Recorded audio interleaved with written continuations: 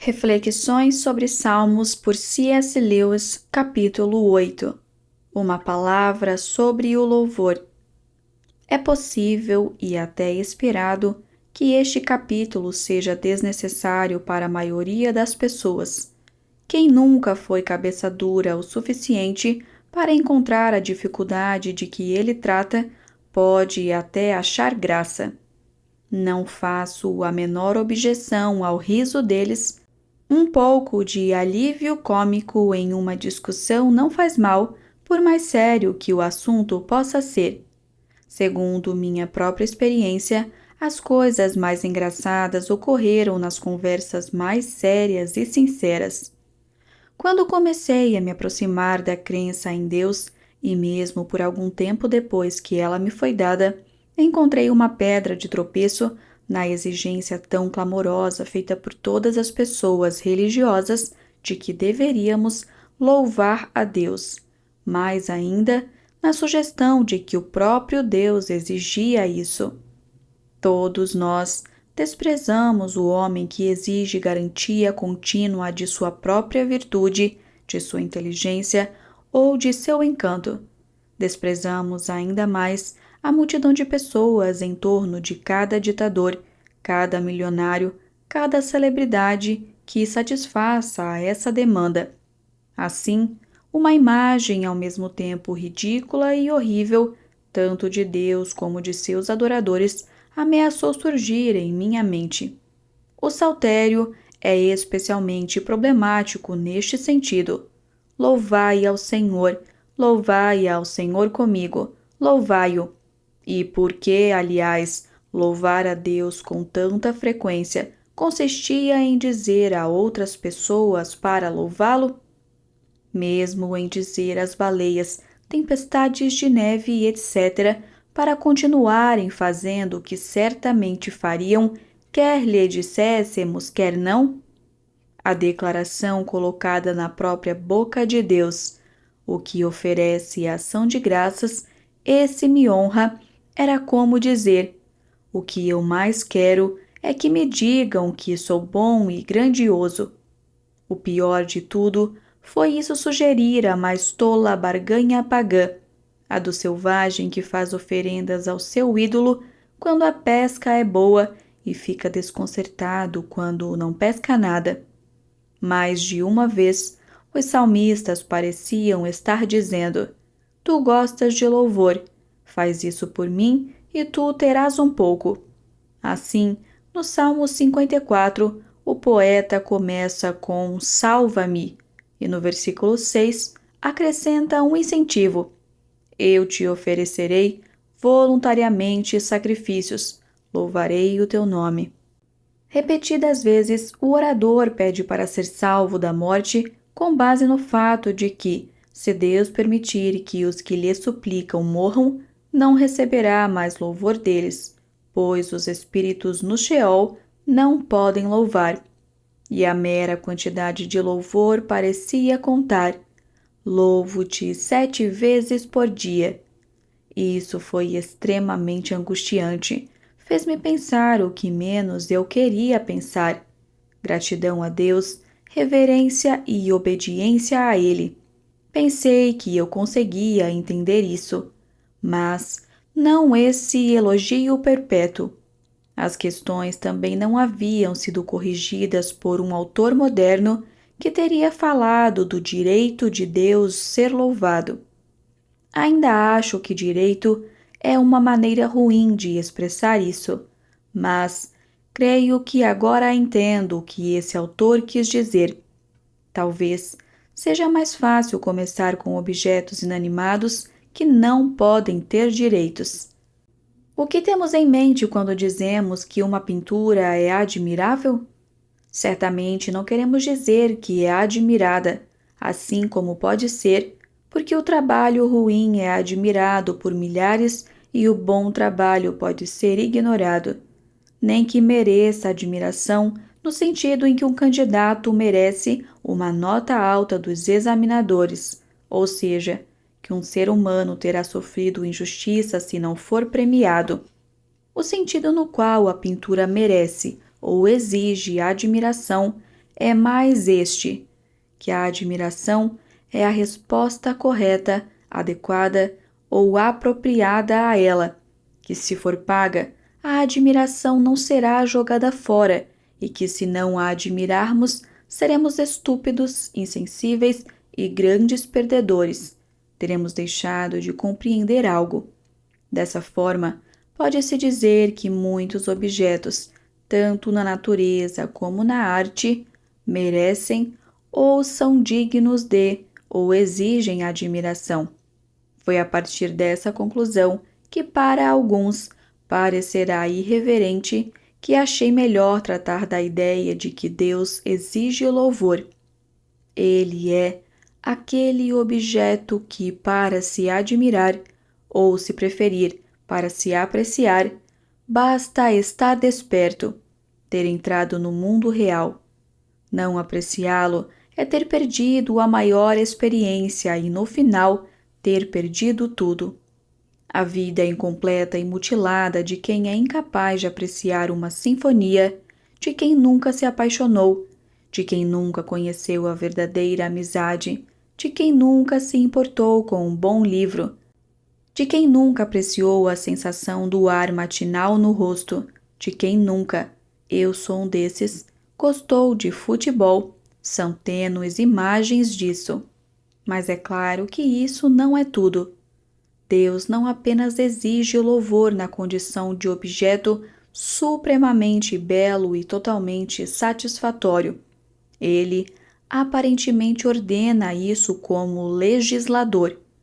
Os judeus foram instruídos a sacrificar. Temos a obrigação de ir à igreja.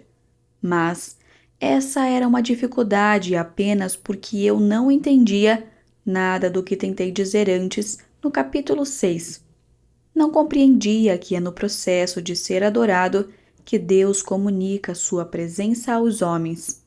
É claro que esse não é o único caminho, mas para muitas pessoas, muitas vezes, a formosura do Senhor é revelada principalmente ou apenas enquanto elas o adoram juntas. Mesmo no judaísmo, a essência do sacrifício não era realmente os touros e bodes que os homens davam a Deus, mas que, ao fazerem isso, Deus dava a si mesmo aos homens. No ato central de nossa própria adoração, sem dúvida, isso está muito claro. Ali estão manifestamente, até mesmo fisicamente, Deus que dá e nós que recebemos. A ideia infeliz de que, de alguma forma, Deus precisaria ou ansiaria por nossa adoração, como uma mulher vaidosa querendo elogios, ou como um autor vaidoso apresentando seus livros a pessoas que não o conhecem, ou nunca ouviram falar dele, é respondida de forma implícita pelas seguintes palavras: se eu tivesse fome, não tu diria. Mesmo que uma tão absurda divindade fosse concebida, dificilmente ele viria a nós, a mais baixa das criaturas racionais, para satisfazer seu apetite. Não quero que meu cachorro ladre aprovando meus livros. Agora que penso nisso, há alguns humanos cujas críticas, entusiasticamente favoráveis, não me gratificariam muito. Mas o fato mais óbvio sobre o louvor, seja a Deus, seja a qualquer coisa, estranhamente me escapou. Pensei nisso em termos de elogio, aprovação ou dar honra. Eu nunca havia notado que todo prazer transborda espontaneamente em louvor, a menos que, às vezes, apesar de, a timidez ou o medo de aborrecer os outros sejam deliberadamente trazidos para reprimir isso. O mundo ressoa com elogios, amantes elogiando a mulher amada, leitores seu poeta favorito, caminhantes elogiando o campo, jogadores elogiando seu jogo predileto, louvores a clima, vinhos, pratos, atores, motores, cavalos, faculdades, países, personagens históricos, crianças, flores, montanhas, selos raros, besouros raros e às vezes até mesmo a políticos ou estudiosos. Eu não havia notado como as mentes mais humildes e ao mesmo tempo mais equilibradas e vastas elogiam mais, enquanto as excêntricas, desajustadas e descontentes elogiam menos. Os bons críticos encontram algo para elogiar em muitas obras imperfeitas. Os maus reduziam continuamente a lista de livros que poderíamos ler. O homem saudável e despreocupado, ainda que educado com luxo e muito experiente na boa gastronomia, pode elogiar uma refeição muito modesta. O dispéptico e o esnobe criticam tudo, exceto onde as circunstâncias intoleravelmente adversas interferem. O louvor quase parece ser a saúde interior tornada audível. Nem deixa de sê-lo quando, por falta de habilidade, as formas de sua expressão são muito grosseiras ou até mesmo ridículas. Deus sabe que muitos poemas de louvor dirigidos a um amado terreno são tão ruins quanto nossos hinos ruins, e uma antologia de poemas de amor para uso público e perpétuo provavelmente seria uma prova tão dolorosa para o gosto literário quanto hinos antigos e modernos.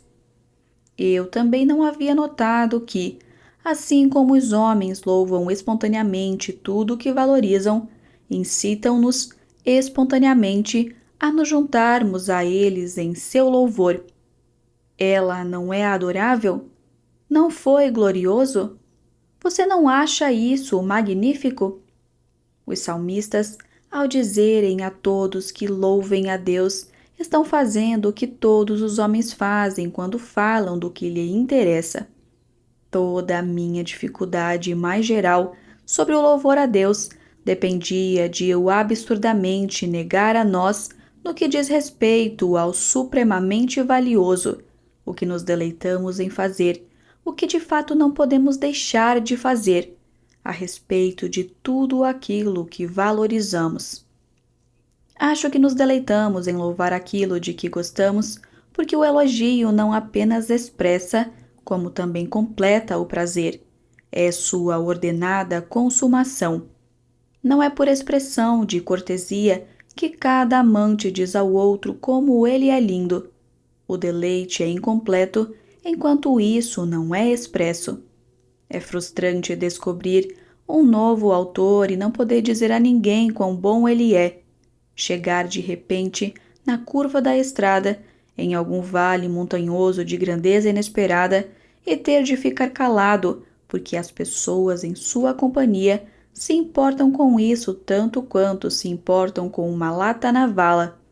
Ou ouvir uma boa piada e não encontrar ninguém com quem compartilhá-la. O ouvinte perfeito morreu há 1 ano. Isso acontece mesmo quando nossas expressões são inadequadas, como, é claro, geralmente são. Mas, e se alguém pudesse real e plenamente louvar até mesmo essas coisas com perfeição, expressar de forma plena, na poesia, na música ou na pintura, o apreço que quase o consome? Então, de fato, o objeto seria plenamente apreciado e nosso deleite teria atingido um desenvolvimento perfeito. Quanto mais valioso fosse o objeto, mais intenso seria esse deleite.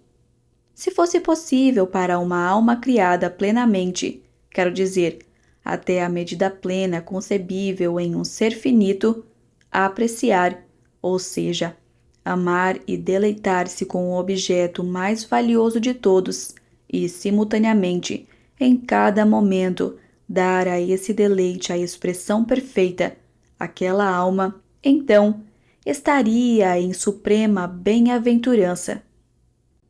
É nessa linha que considero mais fácil compreender a doutrina cristã de que o céu é um estado no qual os anjos agora e os homens no futuro estão perpetuamente envolvidos com o ato de louvar a Deus.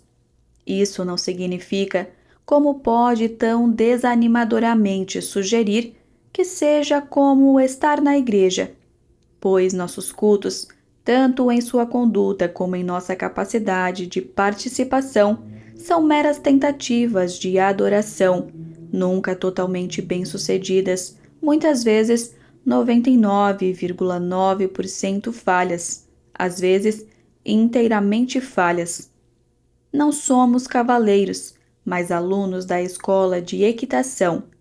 Para a maioria de nós, quedas e contusões, músculos doloridos e a severidade do exercício superam em muito aqueles poucos momentos em que estávamos, para nosso próprio espanto, realmente galopando sem temor e sem desastre.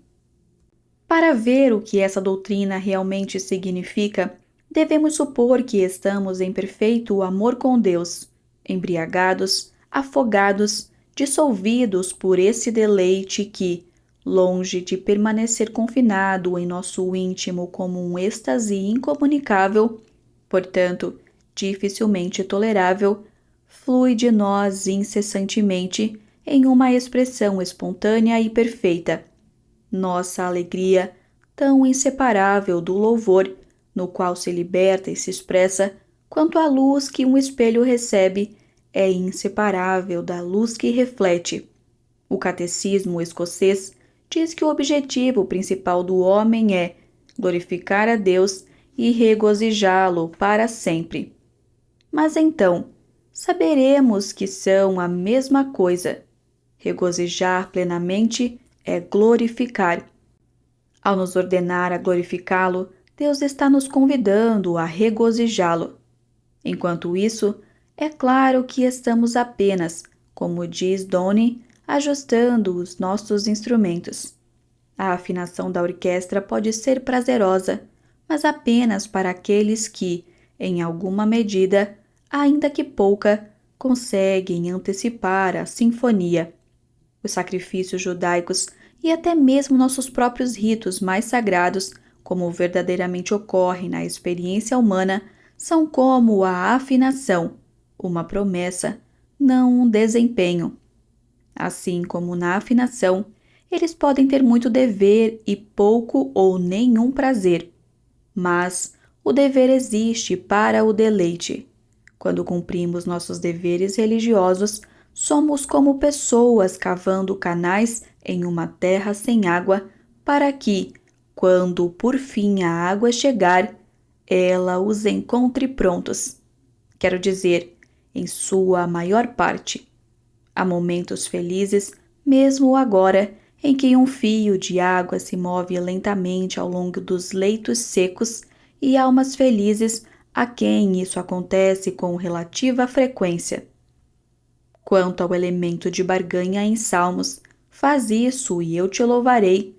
Aquele toque bobo de paganismo certamente existia. A chama não sobe pura do altar, mas as impurezas não são a sua essência, e não estamos todos em posição de desprezar até mesmo os salmistas mais cruéis a esse respeito. É claro que não cometeríamos erros graves em nossas palavras como eles, mas existe, tanto para o bem como para o mal, uma oração sem palavras. Muitas vezes, de joelhos, fico chocado ao descobrir que tipo de pensamento tenho, por um momento, dirigido a Deus. Que apaziguamento infantil eu estava realmente oferecendo, que afirmações eu realmente fiz, até mesmo que ajustes ou compromissos absurdos eu estava, meio conscientemente, propondo. Em algum lugar, há um coração pagão e selvagem em mim, pois, infelizmente, a tolice e a astúcia idiota do paganismo parecem ter muito mais poder de sobrevivência do que seus elementos inocentes ou até mesmo belos. É fácil, uma vez que se tem poder, silenciar as gaitas, cessar as danças, desfigurar as estátuas e esquecer as histórias. Mas não é fácil matar o selvagem, A criatura gananciosa e amedrontada que ora se encolhe, ora é ruidosa em sua alma. A criatura a quem Deus pode muito bem dizer: pensavas que eu seria teu cúmplice. Mas tudo isso, como eu disse, será esclarecedor apenas para alguns de meus leitores. Para os outros, tal qual uma comédia de erros, uma jornada tão tortuosa para chegar ao óbvio fornecerá ocasião para caridosas risadas.